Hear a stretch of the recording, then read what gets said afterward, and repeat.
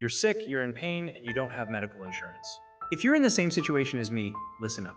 Here are 5 cold, hard truths about fighting a chronic illness completely on your own. First, pain management. Forget prescriptions. Your new best friends are ice packs, heating pads, and whatever over the counter stuff you can afford. Second, fatigue. It's a bone deep exhaustion. You learn to budget your energy like it's your last dollar. Third, brain fog. Imagine your thoughts are swimming through mud. Fourth, systemic inflammation. You turn to anti-inflammatory diets because you have to. And finally, skin conditions. You spend hours on Google trying to self-diagnose because a dermatologist is a luxury. This isn't a life you choose. It's a battle you fight every single day on your own terms. You know, everyone talks about having a positive mindset. Just think positive, they say. And a huge part of that is, knowing and accepting every single part of the situation you're in. But here's the part they don't always tell you. Sometimes that means accepting the negatives. It means embracing the facts that are really, really not ideal and finding the courage to just keep going. Sounds simple enough, right? But it's one of the hardest things you'll ever have to do. Imagine waking up every day with a body that feels like it's betraying you. You're dealing with a chronic disease, one with symptoms like deep, aching joint pain and a stiffness that makes every movement a monumental effort. You're battling a level of fatigue so extreme, so profound, it's like a heavy blanket you can never throw off. This isn't just being tired. This is a bone-deep exhaustion that steals your energy, your focus, your life, and the scariest part? It can get worse over time. It can lead to deformity, even disability. Because this isn't just a localized issue, it's a systemic disease. That means it can cause chaos throughout your entire body, affecting multiple organs and systems. It's an invisible war fought within your own skin. So it's pretty safe to assume that some days are just going to be better than others. On a good day, maybe the pain is just a dull hum in the background. On a bad day, it's a roaring fire that consumes everything. Of course, the first piece of advice is always, seek medical attention. And you absolutely should. But we need to have a real, honest conversation about what happens when that's not possible. What do you do when you have to be your own doctor, your own advocate, your own caregiver? You have to become intensely aware of the physical struggles you're enduring, learning how to cope with the symptoms on your own, and desperately clinging to a positive mindset. That's what gets you through the really, really tough days. It becomes your lifeline. So let's talk about that. Let's talk about managing this pain without a pharmacy. Let's talk about the power of mind over matter. It's not about pretending the pain isn't there. It's about acknowledging it and then choosing where to put your focus. It's about learning to listen to your body when it screams for rest and actually giving it that rest without guilt. It's about looking at what you eat. Can certain foods be fanning the flames of inflammation? Could changing your diet, even in small ways, help dial down the pain? Things like cutting back on processed foods, sugar, and incorporating more anti-inflammatory foods like turmeric, ginger, and leafy greens. It's not a cure, but it can be a powerful tool in your arsenal. And then there are relaxation techniques. Deep breathing, meditation, gentle stretching. These aren't just fluffy feel-good activities. They are scientifically proven ways to calm your nervous system, which can in turn reduce your perception of pain.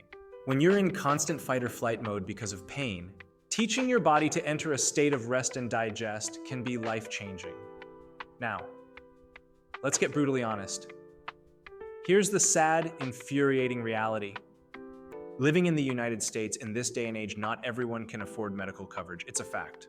And I can tell you from personal painful experience, a lot of doctors don't seem to care unless you can pay them to care. It's a devastating truth to face when you're already at your most vulnerable. So, if you're one of those people like me who can't just go see a doctor, you're not alone. But it means you have to take charge. You have to become an expert on your own body. You have to care for yourself and make the absolute most of the situation you're in. This is where you dive deep into things like herbal remedies, researching plants like boswellia for inflammation, or white willow bark for pain, or valerian root for rest. You become your own researcher, your own pharmacist, your own hope. It's an exhausting, lonely, and often painful path. But please hear this, your struggle is real. Your pain is valid, even if no one else can see it. And your strength in just getting through each day, it's nothing short of heroic. Keep fighting, you're worth it. You know, sometimes life throws you a curveball that feels more like a cannonball. And when it comes to our health, that can be downright terrifying. I want to share a story with you, something that completely changed my perspective on what it means to take care of myself. A while back, I had total hip replacement surgery, Just getting the surgery approved by my insurance was a battle in itself, an absolute uphill climb, but I did it. I got through the surgery and then came the recovery. I was sent to this amazing physical therapy center, and let me tell you, I felt like a superstar. From the moment I walked in, they treated me like royalty. The therapists, the front desk staff, everyone. They were so kind, so encouraging. They'd say things like, "You're doing amazing today," or "We're so proud of your progress." They seemed genuinely invested in my well-being, in me getting better. And honestly, it was a massive boost. Feeling that loved, that supported, it does something to your mind. It makes you believe you can conquer anything. A positive mindset is such a powerful tool in recovery. I was riding high. Then came the day it all came crashing down. I showed up for my appointment, feeling good and ready to work. But instead of heading to the gym, the office lady called me into her little side room. She had this serious look on her face. She sat me down and explained that my medical coverage had expired. If I wanted to continue my therapy, I needed to provide a new plan. Today. Right now. I couldn't. I didn't have one. The walk out of that building was one of the longest of my life. I had to pass by all those same sweet people who had just days before treated me like I was the most important person in the world. The ones who said they wanted me to get well so badly. And now, they wouldn't even make eye contact. No one said a word. I went from feeling like a cared-for celebrity to, well, feeling like some creepy guy getting kicked out of a movie theater. Utterly pathetic. The feeling of being discarded, of no longer being valuable because my insurance ran out. It was crushing. I felt completely alone. But in that moment of shame and frustration, something shifted. I got home, and after letting myself feel all the anger and sadness, a new thought sparked. What if I can do this? What if I have to be the one to care for me? And that's what I want to talk about today. Because what happens when you can't see a doctor? What do you do when financial burdens or a lack of insurance leave you feeling stranded? You can't just give up on your own well-being. This is where the I got this method of self-care comes in. It's about taking back control. It starts with education. The internet is a vast resource. I started looking up gentle, post-op safe exercises I could do at home. I found forums with people who'd gone through the same surgery. I learned about anti-inflammatory foods I could add to my diet to support my body's healing process. Next, it's about mindset. I had to become my own cheerleader. I literally started talking to myself the way my therapist had. You did great today. Look at that little bit of extra movement. I celebrated the tiny wins. I had to generate that positive energy for myself. And finally, it's about community, but a different kind, not one you pay for. I reached out to friends. I was honest about what happened. I found free support groups online. Building a network of people who genuinely care without a price tag attached is crucial. Look, this isn't a substitute for professional medical advice, and if you can get it, you absolutely should. But when the system fails you, you cannot fail yourself. You have to find the strength to say, I got this. You have to become your own best advocate, your own biggest fan, and your own primary caregiver. Because your health and your worth are not determined by an insurance policy. They are inherent to you, and you have the power to take care of you. You ever feel like you're in a fight and you're the only one in your corner? That's been my reality for a while now. When you're facing health challenges but you don't have health insurance, you learn a hard lesson fast. Self-care isn't just a trendy hashtag, it's a survival strategy. Let's be real. If you walk into a medical facility without that magic insurance card, you're often not seen as a person in need of care. You're a liability, a number on a balance sheet. They might have care in their name, but if you can't pay, you're not welcome. It's a harsh truth, but it's the truth. Now, if you have great insurance, fantastic. You'll get the best care money can buy. But that isn't my situation, and maybe it's not yours either. So what do? You don't give up, you adopt that I got this attitude. You realize that positivity isn't just some fluffy concept. It's a powerful force for change. I had to become my own doctor, my own advocate, my own caregiver. And I've developed a 5-part strategy that has gotten me through the toughest times, and I want to share it with you. First, I had to do my research. Seriously, become your own health detective.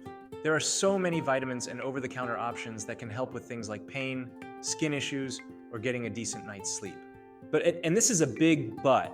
You can't just live on Tylenol or pop aspirin like they're candy. That's a fast track to a whole new set of problems. You have to be smart and responsible about it. This research led me to the absolute cornerstone of my self-care plan: diet. It sounds so simple, but it is everything. I was dealing with a whole host of issues. Mysterious skin conditions? My diet helped. that feeling of systemic inflammation, like my whole body was on fire, my diet helped. The frustrating brain fog that made it hard to think straight, diet. The bone-deep fatigue that made every day a struggle, you guessed it, my diet was the key. Specifically, the Mediterranean diet has been a game changer for me. It's packed with anti-inflammatory foods, nutrients, and everything your body is screaming for when it's in distress. I've got a bunch of videos on this channel that go deep into the Mediterranean diet, so definitely check those out if you're curious. It's the foundation. Okay, so we've got research and diet. The third pillar is mind. I'm talking about mindfulness. When you're in pain or feeling unwell, it's so easy for your mind to spiral into a dark place. Mindfulness is about pulling it back. It's about being present, observing your thoughts and feelings without judgment, and creating a little bit of space between you and your suffering. Even just 5 minutes of quiet meditation can completely shift the energy of your day. Number 4 is rest. And I don't just mean crashing into bed at night, I mean true, deep, restorative rest. Turning off the phone, stepping away from the endless to-do list, and letting your body and mind actually relax. It could be a warm bath, listening to calming music, or just sitting quietly and doing nothing. Your body cannot heal if it's in a constant state of stress. You have to give it permission to power down. And that brings me to the final, and maybe most important piece of the puzzle, maintaining a positive spirit. This is the I got this attitude in action. It's the belief that you can get through this. It's focusing on what you can control, not what you can't. It's celebrating small victories. It's refusing to let your circumstances define your spirit. This isn't about ignoring the reality of the situation. It's about choosing to face it with hope and determination. So, to recap, do your research, master your diet, practice mindfulness, get true rest, and keep your spirit positive. It's not a magic cure, but it's a powerful way to take back control. It's how you care for yourself when no one else will. It's how you become your own hero. You've got this. We've got this. The number of people who choose to suffer in silence, in real, actual pain, rather than go to a doctor. They're terrified of the bill that's going to show up later. And I have to be honest, I am absolutely one of those people. For years, even when I had medical insurance, I would avoid the doctor like the plague. I had this voice in my head telling me I was being a burden, that I was overreacting, that I could just tough it out. I told myself there were so many other people out there who were really sick, who really needed the help more than I did. Plus, I've almost always been in an income bracket where, after paying for rent, food, and gas, there was basically nothing left. The idea of medical care felt like a luxury item, something way beyond my means. Because it's never just the appointment, is it? There are always hidden costs, lab fees, specialist copays, bills that would show up weeks later that I knew, deep down, I just couldn't pay. So I'd just wait. I'd hope it would go away on its own. But here's the thing, and I need you to hear this loud and clear. This video is not to encourage that behavior. It's the absolute opposite. If you are sitting there right now feeling a weird pain or having a symptom that's been nagging you, and a little voice is telling you, maybe I should get this checked out, please listen to that voice. Don't wait. Don't tough it out. Grab your keys and go. Your health is not something you should gamble with to protect your ego or your pride. And trust me, I am so guilty of this. I've sat at home, convincing myself a chest pain was just anxiety, or that a headache would pass, all because I was more scared of the medical bill than the actual medical problem. But all that does is add a mountain of stress on top of whatever's physically wrong, which can make everything escalate so much faster. It's not worth it. Your life is not worth a bill. So, the whole reason I'm making this is to hopefully give you a little nudge. A nudge towards self-care, towards being self-aware about what your body is telling you. It's about learning to trust your gut. Is this something a heating pad and a good night's sleep can genuinely handle? Or is this a get in the car right now situation? You know the difference. Don't let fear make that decision for you. Your well-being is the most valuable thing you own, with or without an insurance card.